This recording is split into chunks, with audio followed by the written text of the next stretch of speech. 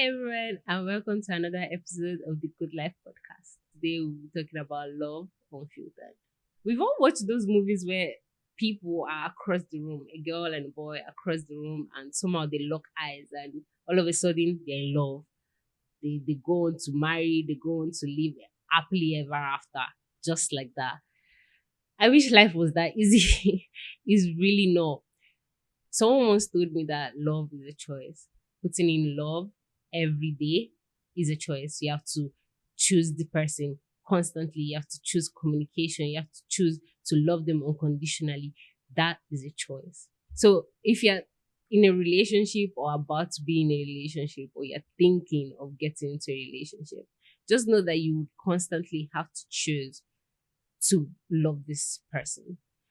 And relationships and eventually marriages are they're not going to be easy. They're going to have their, you know, little hiccups here and there, but they're not going to be easy. They're going to require true work. They're going to require true attention to every detail. But if you're a single Pringle, or you are still trying to figure it out, or you're staying away from relationships in general, there's one thing that I always say: it's better for you to be single than for you to be attached to something that is not yours.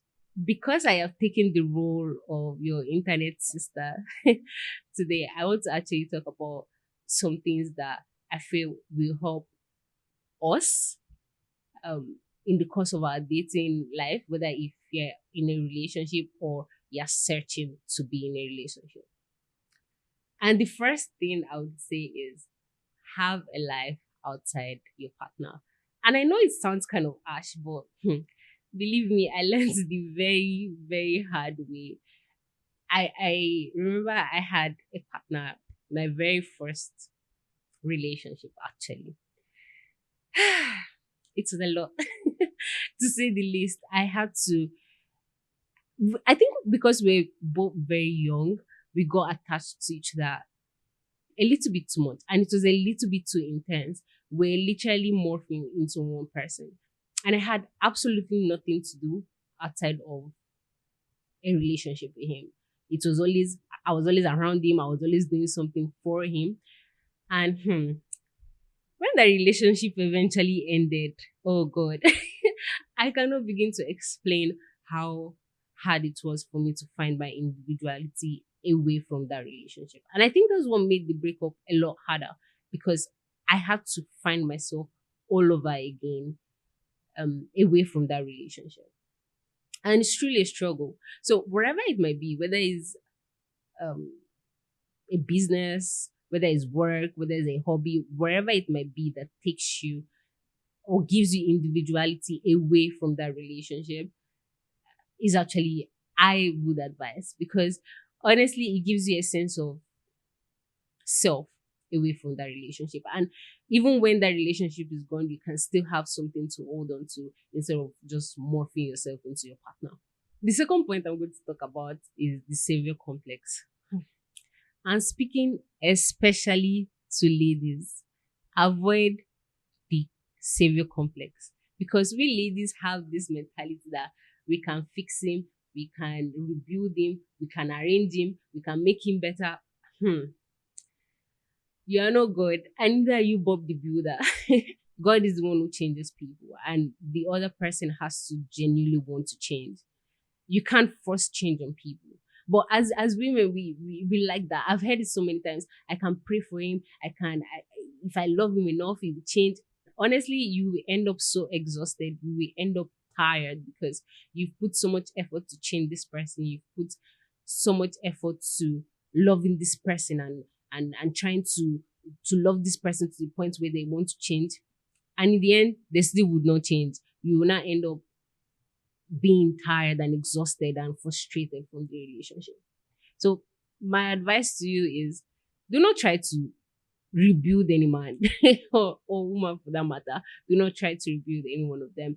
At the beginning of the relationship, if you already know that this is something that you're not going to be able to cope with, please do not get into it with the idea that you're going to change that person. Do not be the person that they have to rebuild or change. Work on yourself enough to the point where you are comfortable enough to be in a relationship and you're not a burden to somebody else. My third point is setting boundaries from the very beginning. Hmm. This is not something that I knew how to do. Believe me, I kind of still struggle with it, setting boundaries. And because I have a little bit of a people pleasing tendency, it's very hard for me to come off strong and say, okay, this is exactly what I want. I don't want this. It's very, very hard for me to do that. But it will save you so much stress if you could just set those boundaries at the very beginning of the relationship.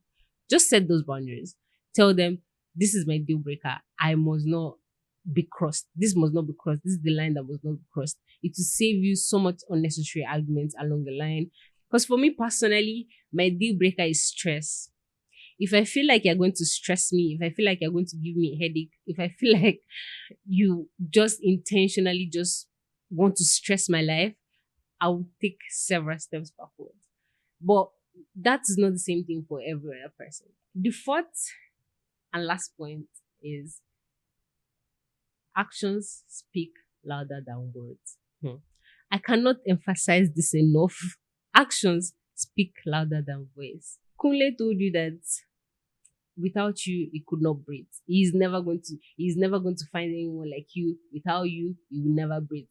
But you people broke up 6 months ago. And guess who is still breathing? Hmm?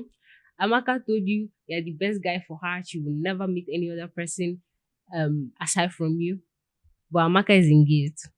You see what I'm saying? Words are most times just words. That is all they are. People have to be able to back it up with actions. Telling someone you love them or you care for them is the easiest part of it. But actually making the person feel it and sense it is a whole different scenario. And as we speak about, romantic relationship, it's all good and fine. Everybody wants to be loved. As a matter of fact, to love and be loved is one of the most beautiful experiences, to be honest. Especially now, it's very hard to be fulfilled by romantic relationships. And I think it's the power of social media. For every advantage that social media has, there's a disadvantage. And I think there's a disadvantage that we have on social media because everybody has painted a perfect picture um relationship on social media. Hardly would you see people come share the bad side of their relationship or their marriages. Everybody is talking about how perfect it is. Everybody's talking about how loving their partner is. But nobody's really talking about those difficult times. And why do you think that is? It's because everybody's trying to keep up with an image. So I feel like sometimes we need to be able to detach ourselves from what we know or what we've seen on social media or what we have seen on Korean movies. Oh God, those Korean movies, those Korean movie love, really, it's really something. Love isn't meant to be perfect. I think that's the whole idea about it. It's two imperfect people coming together to love each other. So again, if you're in a relationship, do not give up. It's going to be hard sometimes. Pray about it. I would always encourage to pray about it at every step of your relationship. Pray about it. Keep God involved. Love yourself enough to either remain in a situation or remove yourself from a situation. Always be self-conscious. And ladies, those red flags, because sometimes we see red flags and they're looking a little bit orange. Don't ignore them. Oh. Do not ignore the red flags.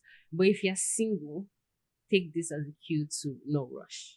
There is no rushing, wanting to be in a relationship or wanting to be married.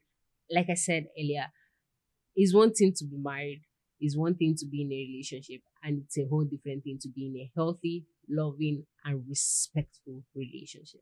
And on that topic, I actually recently heard something.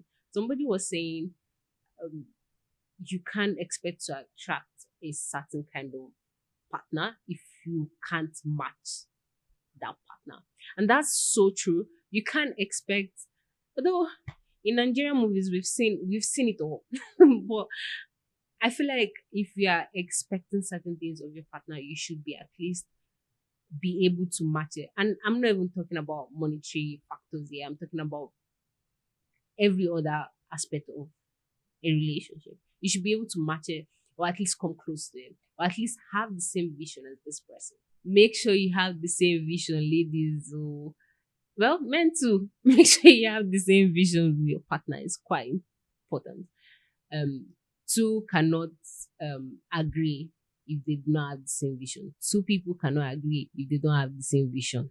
Another thing is love can be extended to family, can be extended to friends. It doesn't always have to be about your partner. Please extend it to your friends too. And with that, we have come to the very end of this episode. Subscribe, follow, like, share, tell a friend to watch this episode. And I'll see you in my next. Bye.